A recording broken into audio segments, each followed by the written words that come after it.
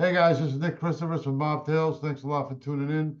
Today we have two very interesting guests that I'm dying to talk to. Giovanni Rocco and Dutch. I'm sorry if I'm pronouncing the name wrong, but McAlpin, is that right? Yeah, that's right. Dutch McAlpin. Yep. I got it right. Holy shit. You Okay. got it right. Thank God I got it right. Love the beard. Thank you. Yeah. Maybe I'll grow one too one of these days. I don't know. Well, let me just tell tell everybody kind of like what you guys are about before we get started. Um, Giovanni Rocco was a very interesting gentleman who got involved in law enforcement, and he was involved with undercover work with the New Jersey crew, which was run by Charlie Stagno, and Dutch was more involved with biker gangs, infiltrating biker gangs and cartel members and the mob. So they both had somewhat interesting and similar kind of work that they did. So I'm sure you guys probably, I'm sure Michaela probably sent you some of the questions that I was interested in asking you guys. I'm not sure if you saw them, but my first one was for Giovanni. Like when you first got, when was your first time that you encountered street guys? Not so much in your job, but prior to doing that. Did you first, when was the first time you've encountered guys from that world? So in my law enforcement career or my personal Prior, life? way before you got involved in law enforcement. Oh, I was a toddler. Like growing up, when you were Yeah, growing up. I was a toddler. I was a young kid, grade school. Yeah. I was right in it. I was around outlaw motorcycle guys from the age of a toddler and at birth actually with my aunts and uncles. And then yeah, mob guys and guys that were connected. Yeah, definitely. When I started to realize that it was much maybe by 7 or 8, I knew who people were in my neighborhood and who to steer clear from. Oh, well, the key word there, where to steer away from. That's But it. But when you were a kid, you were a bit of a tough guy. You know, you did mix it up a little bit, if I I understand correctly. Yeah, I was a smart ass. That more of a tough guy, right? I like to prove myself and I like to go to war with people, but I was more of a smart ass. My mouth got me into more trouble than it did goods. Well, similar question for Dutch. Would that be was that along similar guidelines growing up? Did you have the same kind of experiences? Yeah, I grew up in a really blue collar kind of family. Everybody worked in a factory or worked some kind of blue collar job, and I think we knew people in a lot of different aspects of life. I never really knew any made guys. I think I knew some associates of some different families and things like that, but I wouldn't even have known what they were into, what they were about. You know, we knew a guy that knew about this stuff or a guy that knew about that kind of stuff that you could go to for things, but nothing criminal. I didn't grow up with criminals in my life per se. I grew up with criminals maybe around my life, but I wasn't engaging with them. You know what I mean? Right, yeah, okay. But now I know Giovanni's originally from Jersey, if I'm correct. Yeah. And Dutch, you're also from Jersey or no? No, I'm from Iowa. I grew up in a small town in Iowa. I can tell by the accent. I'm saying, wait a minute, this guy's not from Jersey. Yeah. Yeah. Well, my question for you, Dutch, is what motivated you to get involved in undercover work? I'm not going to give you some reasoning that's probably all that hard to believe. I found it exciting. I found it interesting. I always wanted to know like what it looked like on the inside. You know, we call the show Inside the Life, and I wanted to know like how's it really go down in there? What things really like? I was just fascinated by it. I was excited by it. I was driven by the adrenaline of it, and that's really the whole reason. Though there was no like, you never thought of the fear or the danger involved at all? Well, initially going into it, you feel a little bit like Superman. You know, it's no secret now we both were cops at some point, so you felt kind of protected by you know, the law enforcement community, the badge, the gun, the authority that comes with it. But working undercover, you quickly realize law enforcement, as we knew it, being a uniform guy wearing a badge and a gun, has nothing to do with working undercover. So the fear part kicked in for me after I was already doing it. You know what I'm saying? Well, I want to add to that question for both of you, because I find this very interesting. And not just for you guys, other guys that did the same thing that you guys did. I'm fascinated by, especially more with Dutch than with Giovanni, because I know Giovanni specifically was infiltrating a specific crew. Now, Right. with you, Dutch, you went from biker gangs to cartels or whatever, different types of organizations. Now, I don't know, I'm trying to understand how either one of you were able to sustain your identities as undercover guys, whatever you were carrying on. How did you guys sustain it and not worry? Maybe the guy from the cartel's gonna recognize me because or a biker guy's gonna know a cartel guy that's gonna recognize me. The odds are that's possible. That can happen. Now, I'm just amazed of how you guys were able to sustain that and not, get caught, so to speak. I think for me, the easiest way to avoid those things was, you know, be genuine as you can. You know, stick to your personality traits, stick to parts of your life that you know and understand, and don't try to pretend somebody that you're not. Don't try to play, I'm not a gangster. Don't play a gangster. If you're not if you're not in those neighborhoods running with those people in that neighborhoods, it's not going to take them very long to figure out you don't fit in if you try to say you're one of them. So the easiest thing for me was to stick to my role, to stick to my genuineness roots and know what I know. And if something came up that I didn't know, I'd be like, I don't know nothing about that. I won't buy it, or I don't want nothing to do with it. Just be truthful. The street can figure everything out real quick if you try to bullshit them. You know what I mean? Right. But well, so would that be the same issue with you, Giovanni?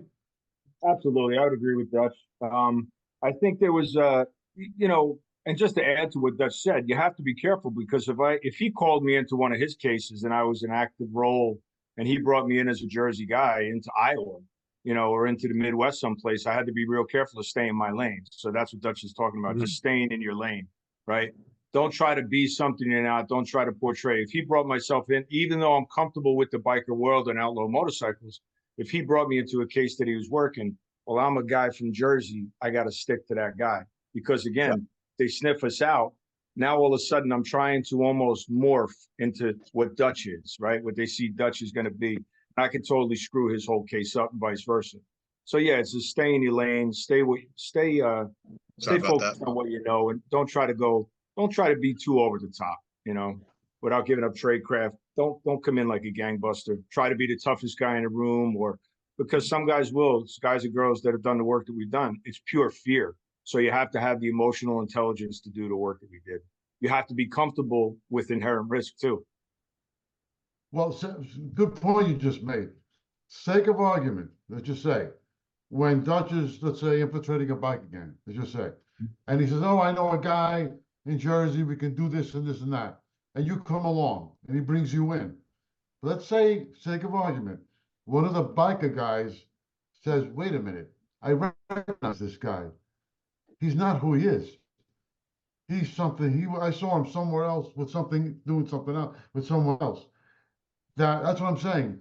How do you not get into that situation? I mean, that's a possible situation that can happen, and we should be like, what do you do then? Like, I know I heard a story about one guy. I forgot his name. He was infiltrating, I think I don't know if it's the Gambino family or somebody like that, and somebody recognized him as a law enforcement agent. He recognized because he arrested this guy one time before, and he said he was telling his superiors, "Wait a minute, this guy looks familiar.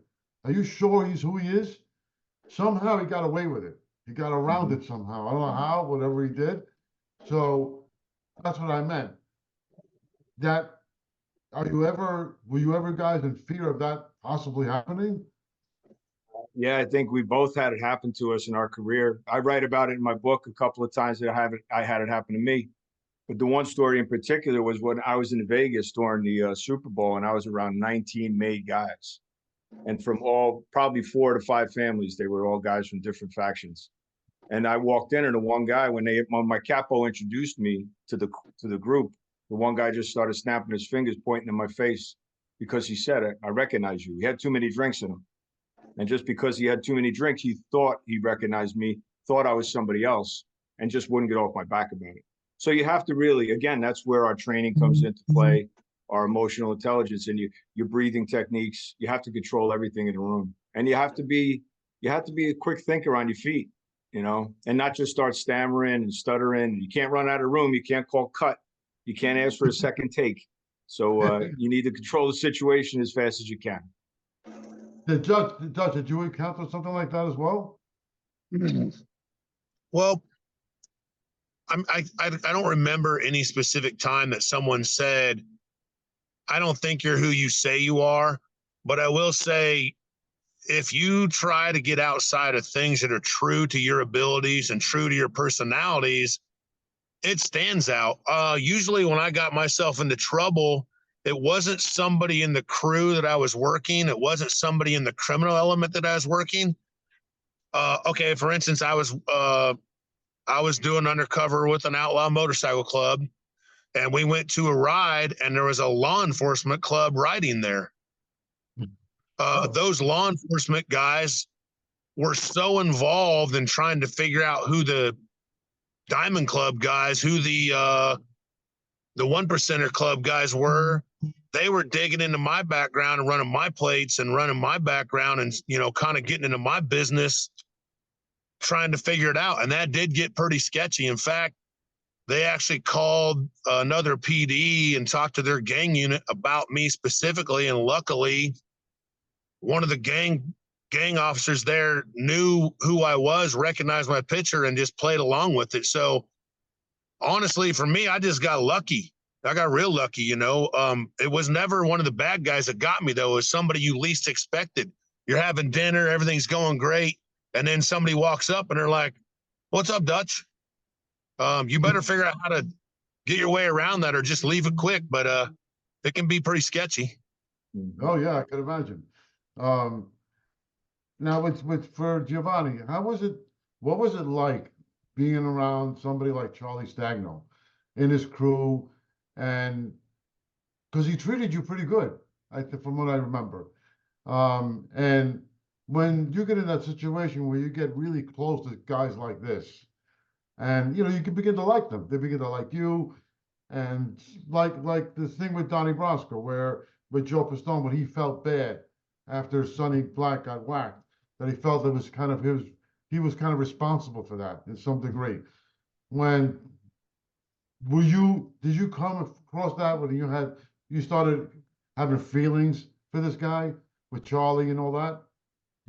Yeah, if I didn't have feelings for these folks, good guys and the family members that I'd met, you'd be a sociopath ourselves, right? We'd be lunatics, and we'd have some kind of disorder. So yeah, there is not guilt, but it starts to eat you up, because these people, they start to treat you like family. They start to welcome you. But again, that's why me bringing Dutch into that role in that case was important to me, because I needed them to see my depth. I needed them to see that I had friends and family that were close to me.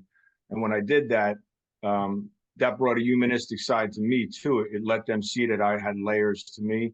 And then again, we just talked about when I brought Dutch into that case, it was great because he doesn't fit the part for a mob guy. But as soon as I introduced him to a couple of guys out in Vegas when I was out there, and I kind of preambled him, and I kind of prepped them for what they were going to see. And the minute they met him, imagine, they're not slickbacks, as we call ourselves, right? Or other people refer to us, Italian guys, as slickbacks. They see these 2 biker guys sitting there, and the other guy had a big long beard like Dutch. And the minute they go, "Yeah, good guys, solid guys. I see what you're doing, Giovanni. I see. Okay." And they go, but I had to be real careful, because I explained that these guys had been in prison. My friends in the mob were in prison too. And the minute they met them, they got what I was doing. They saw the relationship. So I think I did those things to layer, to build to build a bit of a wall for myself, protection. But in the end, it always comes back to bite you. When you're doing long-term undercover like we did, there's not many people out there that have done long-term years like we've done. And that takes a toll on you. It has to. Well, I mean, so you mean it takes a toll on you emotionally? It does. Emotionally, yeah. Physically, emotionally, intellectually, sure, it starts to wear you down. Because you're on the good guys' side, you're on Team America, but at the same time, these people start to welcome you in. They start to cook for you. They start to invite you to family parties, no matter what it is. It could be a double wide trailer, like we've been in, white supremacists. It could be just outlaw bikers, or it could be, mob guys and business people. Well, how do you overcome that emotional? Because like you said, Charlie had you at your house for dinner. You met his family. Then at the end, you got to put him away. So, and same thing with Dutch, with any people you dealt with. I mean, I'm sure that hurts. I mean, at the end, like, you feel like, all right, I did my job. I had to do what I had to do, which I'm sure, I know Charlie, guys like that understand that. Yeah. But I know that they also, the Italian thing and the family thing, I welcomed you in my house and here you are and you were lying to me all this time. You were stringing me along. I mean, that's what I'm saying, that emotional part. I'm sure tugs at both of you. Oh, sure. I mean, how do you overcome something? I mean, I'm sure that's like, can mess you up, no? Well, I could speak to, I think Dutch and I leaned on Dutch a lot. Even when I wasn't working cases with Dutch, he might not have been involved in a case with me. I would call him. He would be my lifeline. So I would touch base with him. We had other resources too. We had psychological services available to us. We had to go for evaluations every few months. That was required of us when you worked at the level we did. Early on in our careers as cops, we didn't have that. But as federal task force guys, we definitely had those services to us. But we would lean on each other. And then he could see when I would meet with him or vice versa, we could see when each other was off or we might, and we just talk it out. Would that be the same for you, Dutch? I think to cast it widely, yeah, you get emotionally attached to it, just like any other relationship. If you're undercover, you're working with these people. Some of the guys and girls, you're like, I really like this person, like I hate to see them lose their life this way, and I wish these things wouldn't happen. There would be times like internally you were kind of hoping maybe they would mess it up, you know what I mean? Like they wouldn't happen and they would just go away. Or other times, there's people in the same group that there wasn't any doubt in your mind that there wasn't nothing good about them, I mean, the depth of violence and the depth of some of the stuff could go pretty deep, and deep enough that you didn't feel bad for them. But there was a majority of them became very human to me, became very, I mean, I could relate to it. I could understand how anyone at any time could get put into a position where they might make the decision to create or be a part of something criminal. You know what I mean?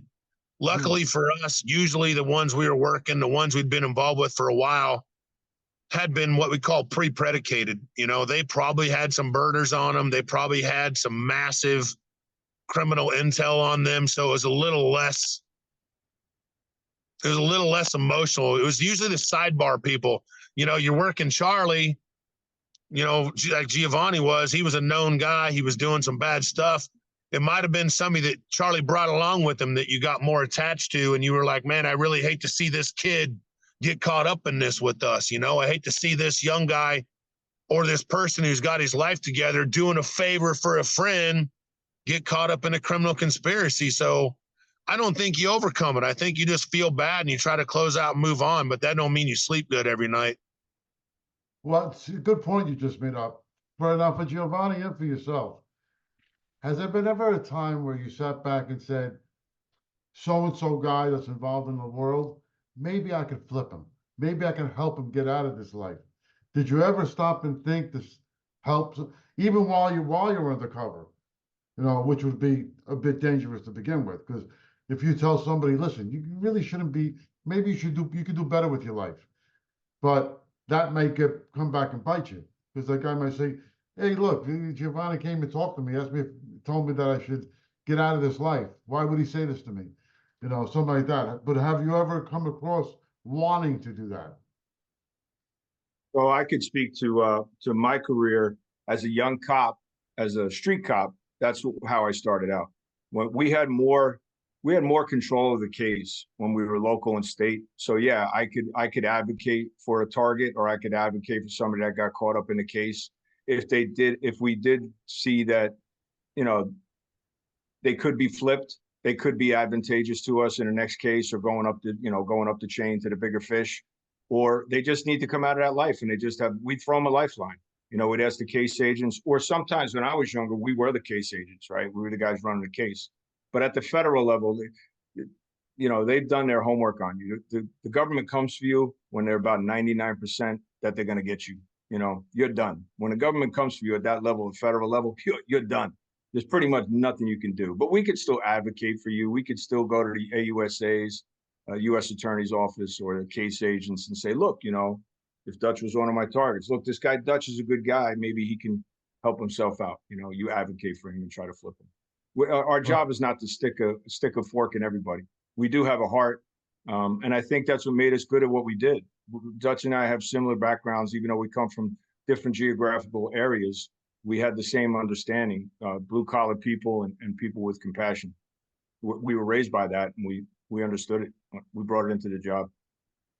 Well, I'm just curious to say, with Dutch, I know from what I met guys from the Hells Angels and guys that I knew growing up myself, biker gangs are more family oriented and more secretive, I think, than even the mob.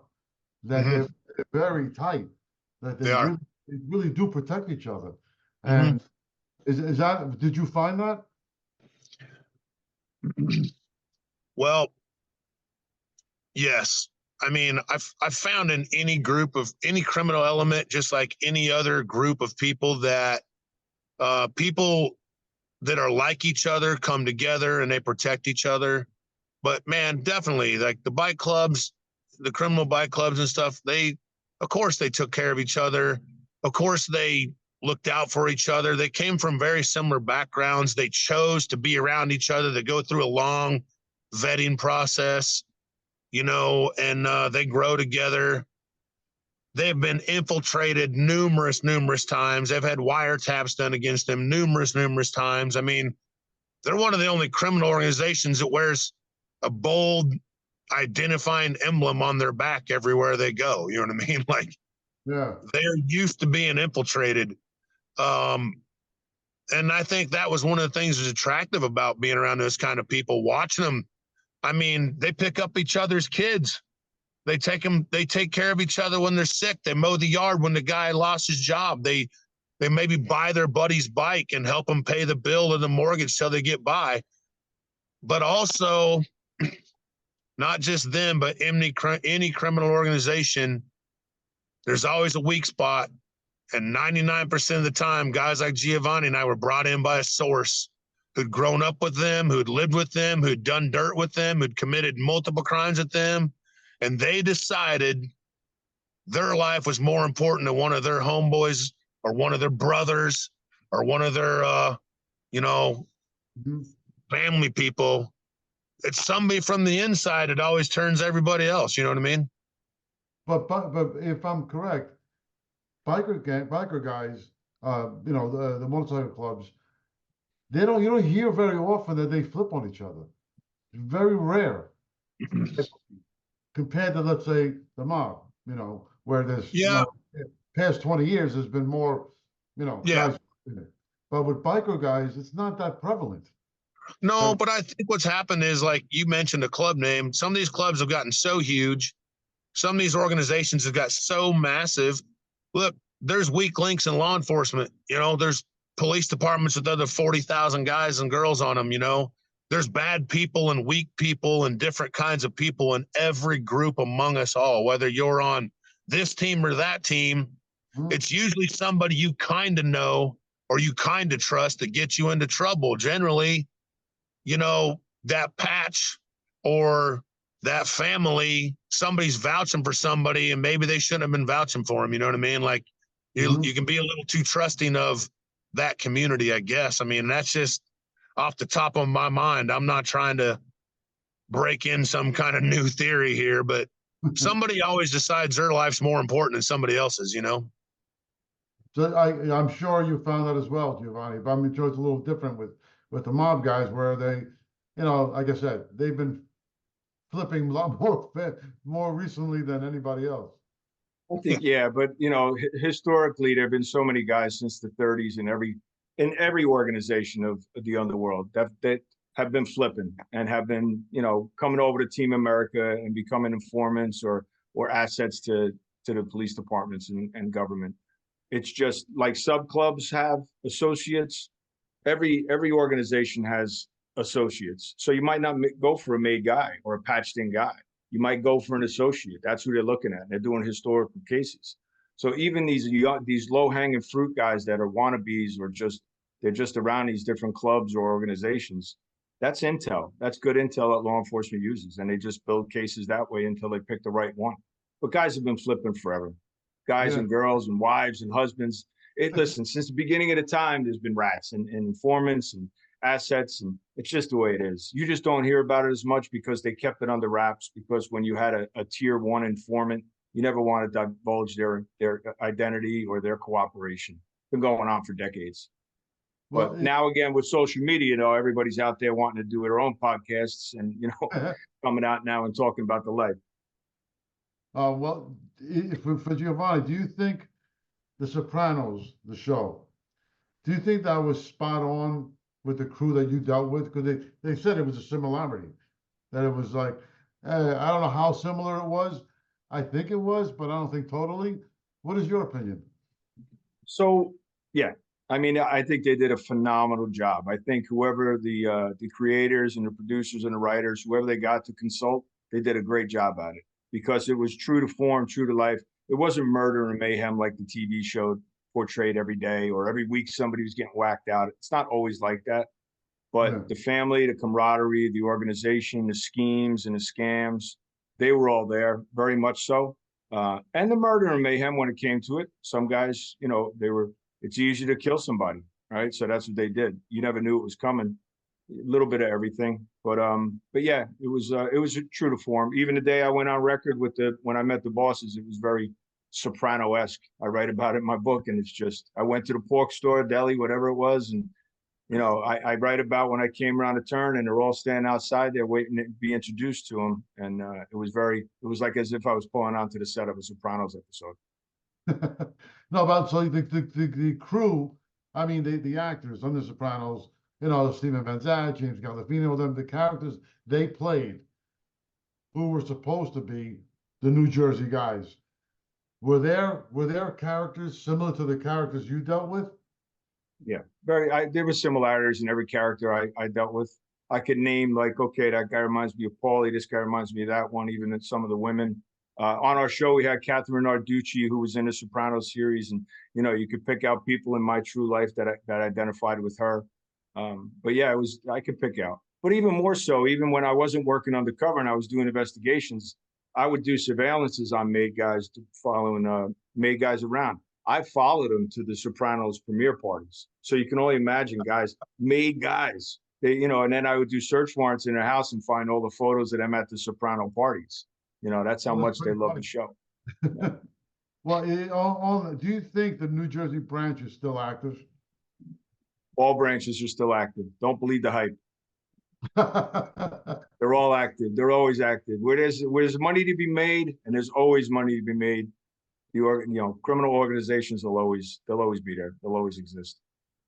But the mob in general, they don't have the same power that, say, when you infiltrate them, for example. It's not the same level. You don't. I don't think it is. Do you believe it is? It is to an extent, Nick. I think nowadays we call them politicians. You know, that's what we refer to them as, because Rico put everybody in jail and they use Rico against everybody now. So now the politicians are the actual real gangsters now. So they're still active. They're still out there. Maybe not as much. I think Omerta, right? The code of silence. And, you know, that was never a real thing. It was just something that, you know, we was able to control guys. But there's no sense of Omerta. I think that's where it got lost. Oh, yeah, I agree with you. For Dutch, when it comes to different crime groups you infiltrated, Which one did you think, which one did you feel was the most dangerous? Well, I will say this, depending on where I was standing at the time, whoever I was standing with sometimes was the most terrifying group of people. Um, but definitely I felt probably most scared or most intimidated by the cartel groups because they were more anonymous. It was harder to truly identify who they were, what their branches were, how far they went. Um, you wouldn't you wouldn't know everybody, you know. Also, like, kind of be clear on that. We talked about the bike clubs earlier. The investigations didn't include the entire club.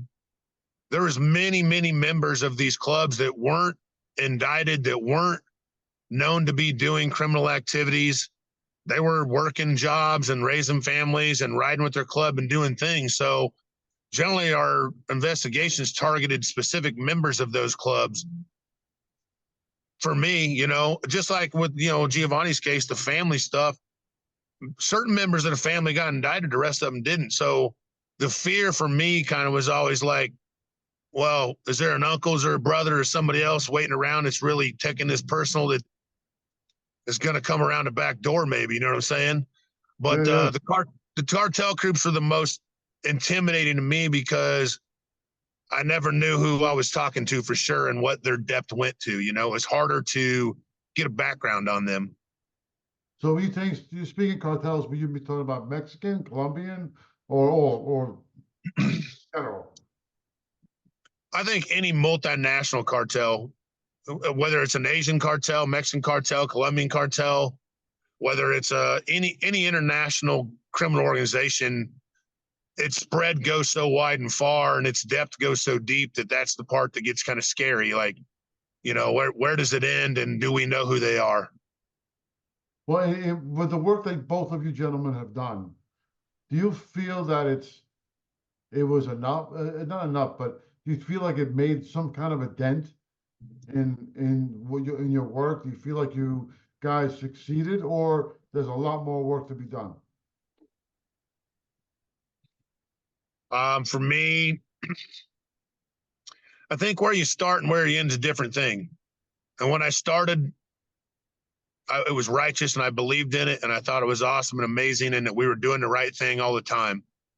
By the time I was done, I think I started to feel like we weren't really making a whole lot of effect. We were just maybe holding it at bay. Um, it was less impacting than I believed it probably was in the beginning. Do you feel the same way with with your work, Giovanni, as well? I would agree. Yeah, I would agree. Having done it for so many decades, I think, yeah, you know, you go into it for the righteous reasons and you want to destroy every organization you come across because you're young and you're full of piss and vinegar, right? I'm going to infiltrate this organization. I'm going to burn it to the ground. I'm going to take it all down because you saw it in the movies growing up. So that's what I wanted to do. But then you quickly realize that if I do my job the right way, even if it's an intel case at the end and nobody gets arrested and you're building intel, that's a seasoned undercover operative that goes in with a different set of glasses to say, okay, I'm not in this to destroy this whole organization. I'm not going to take this, you know, multi-state or international group apart myself. So, and I was reminded by the guys that came before me, Jack Garcia, my conversations with Jack, and always reminded me that, you know what, G, you made it a little bit further than everybody else did. Good on you.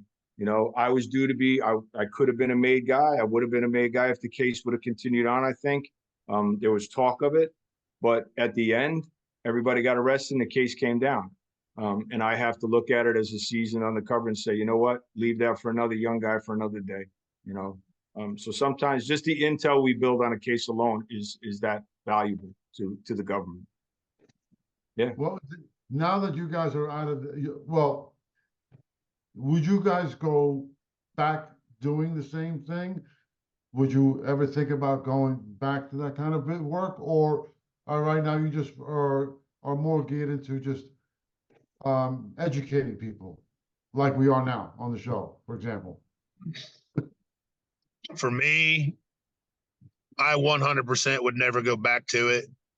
And there's one reason. I think if you're going to work in the undercover profession, if you're going to be in law enforcement working in an undercover capacity, you've got to live your life by a very strict set of rules under integrity. And you don't live in true freedom. You live in a glass box where everybody's looking into your past and looking at what you're doing all the time. I really enjoy living life however I want to live life now, and not worrying about anything that comes with that. You know, I mean, I don't have 3 different names and 6 different phones and 3 different laptops. That shit's hectic. It's exhausting. And I really enjoy the freedom of just living life by my own decisions now. It is not for me to go back ever again, for sure. What about you, Giovanni? Yeah, I'm fortunate. I'm unfortunate in the way that I still have multiple names because of my status and my relocation and everything. So that's kind of, it's still a drain on me, right? Because I paid the price, but more importantly, my family paid the price for my work too. I put them through hell in the end, all because of my addiction to adrenaline and my addiction to the job. But I think I'm blessed looking at it now. For a while, I sat around when I was relocated and I thought, okay, what am I going to do? How am I going to get back in the game? But when the book came out and I came out of the shadows, it was the best thing that ever happened to me. Because like Dutch just said, I'm living my life. I'm living my best life. Now I have friends on both sides. I have friends that were in the life, maybe still are in the life that I made along the way, that I flipped as informants or, you know, confidential sources that I still stay in touch with or something, because you saved their life. So occasionally you'll stay in touch with the life somehow. But yeah, I'm comfortable where I am right now. Well, now that you have become very, you expose you, not expose yourself, but you're out. You're out of the spotlight. Like Dutch said, you're out of the darkness now. You're in the light. Do you Right. guys ever fear of any kind of retaliation, some idiot young kid that wants to make a name for himself and, you know, and do something to either one of you gentlemen? Do you ever worry about that? Dutch? No, I don't worry about that. I truly believe that while I was working undercover, I didn't entrap people. I didn't make up crimes. I didn't plant dope. I didn't put guns in people's hands. I never asked anybody to do anything that they weren't already doing and weren't willing to do. And there is, I believe, a certain level of respect from that. You know, even with the outlaw guys, the bad guys, they're like, well, I don't know. In a way, I guess it's like Tom and Jerry. You know, the mouse is supposed to run, the cat's supposed to chase, but we're both constantly trying to hang the other one up somewhere. When you're out, you're out. And so hopefully I'm out. And if somebody comes around looking to talk to me about it, I'll be like, I'm out. Well, here we are, you know, like I'm not going to live in fear of it. I'm not going to lose sleep over it. I was genuine and honest to the best of my abilities the whole time I was on that career. And I live, like you said, I live outside in the open now. And, you know, if you want to talk to me, hopefully it's all positive stuff. I don't have anybody that I can think of off the top of my head that I need to be in fear of. No one I can talk about publicly, that's for sure. And Giovanni, yourself? I would agree with everything Dutch said. I think being fair and honest, the best work we ever did was when somebody comes to you at the end of the day and shakes your hand and might have looked at you and said, you know what, G, you know what, Dutch, if it was going to be anybody, I'm glad it was you, you know, and they understand the game. The game is that cat and mouse that Dutch described, that Tom and Jerry moment. A lot of guys that have dedicated themselves to the life, the criminal life, they understand it. Listen, the law is going to come for you. It's not like I just set you up or I'm an informant that came after you. We were assets and tools of the law, and we came for you. The government, we didn't decide to target you. We're just one tool in the government toolbox. And at the end, they've done so much homework on you in order to use us as an asset to put undercovers on you at that level we worked at. There was you had a career. You were a career criminal. You weren't just somebody new that came into the game. You were somebody that they did their homework on, had probably years and years of historical records on, and the last tool in the toolbox when they come at you, they use guys like us. So a lot of guys and girls. There's a mature level. Even the young guys are taught by the older guys now. You know, listen, it's a young man's game, of course, but you know, there's something to be learned. That's why helping and doing these things, it helps the young guys and helps them understand. There's not longevity in the criminal world, in the criminal life. Any old gangster will say that. You know, anybody will. I challenge anybody. So what you're basically telling me, you and Dutch, there's a mutual respect between who you're infiltrating and who you are. They, like you said, like Giovanni just said, this is, something they can be expected to happen. They know that it's possible that they could be infiltrated or whatever, but at the end of the day, there's a mutual respect. Sure, it It's goes back to correct. what we said earlier with inherent risk. There was an inherent risk that Dutch and I took, and or people like us that work undercover. But there's also an inherent risk when somebody goes into the life as a criminal that they know part of that game is going to be you might have to do some time in college, right? You might have to go away for a little bit. Now, whether you learn and whether you use your abilities for good, that's up to you. But yeah, there's an inherent risk for them as well. Well, moving Yeah. on from, I want to just ask like one last question. I know Giovanni, you had the book Giovanni's Ring, which was great. I read it. I loved Oh, it. thank you. Thank you. Very good book. Now from here on, I know you guys are doing that show in the life, if I'm correct. Maybe you can tell the listeners a little more about it, like where to find it and, things like that. Either you Yeah, or it's Inside the Life. Inside the Life is hosted by the Mob Museum out in Las Vegas, and the Mob Museum has they're known for famously just portraying all walks of life in the museum. It's an educational component to it. It's law enforcement and the organized crime component. So yeah, Inside the Life is just Dutch and I interviewing some folks that might have been like us. They might have been case agents or investigators or supervisors in from the life that we did in law enforcement, or it could be somebody that was in the life, the criminal element, and has come out, stories of redemption. Exactly what you said, sharing their stories now to make the younger guys and girls understand maybe it's not the life that you want to choose. So there is that educational component. And then there's the pop culture side, like you described earlier, folks from the Sopranos series and different shows that'll come on from pop culture and describe to us and share their experiences, what it's like to portray somebody, whether it's from law enforcement or the organized crime side. What it's like to portray them on the screen and TV. and Dutch. Yeah. You can find Inside the Life's a podcast. You can find it on any place you can watch or see your podcast. You can find it on YouTube, Spotify, Apple. InsideTheLife.org gives information on it. You can find it at the Mob Museum, their website in Las Vegas. They have all the information on it as well. And I mean, take it or leave it. It's. I think we're trying to tell a non-biased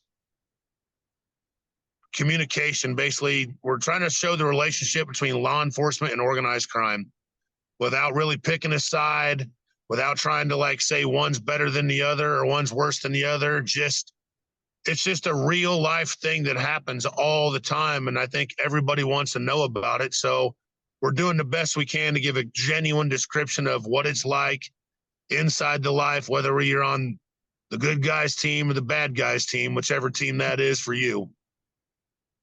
Well, I know Giovanni's got the book. Are you also thinking about putting a book about your career? I can't spell. I'm a horrible speller. So I'm more of a guy to sit around and drink a beer and tell stories of my friends and family that I know and trust, but you never know. Never and never and never and always. We'll see what happens, but I don't have any intentions on any books or nothing like that. Well, I think it would be a fascinating story. I mean, Yeah, based on thanks, what man. you did, I mean, wow, that would be pretty great, no doubt. Well, just one last quick thing, Giovanni, are you thinking about possibly putting that book? Is there any talk about putting it to film? Well, lips to God's ears. We'll see, because there's so many stories. If that ever happened, there's so many great stories that will come out, from our life together, our life independently, Dutch and myself, and so many other stories that we've encountered along the way. So yeah, there's been some approaches. Yeah, like Dutch said, I don't dream about it. I don't try to push it. Never say never. See what happens. Awesome. Well, listen, gentlemen, it's more than a pleasure interviewing both of you. I wish you guys a lot of luck on your show, and I look forward to checking it out and hopefully keep in touch. Awesome. Thanks, Yep. Dave. Appreciate you. Thank Thanks you for having us. on. Thank you. Oh, thank you. Hey guys, that was another episode of Mob Tales with Nick Christophers. Please subscribe, share, leave any comments. We definitely would appreciate it. See you next time.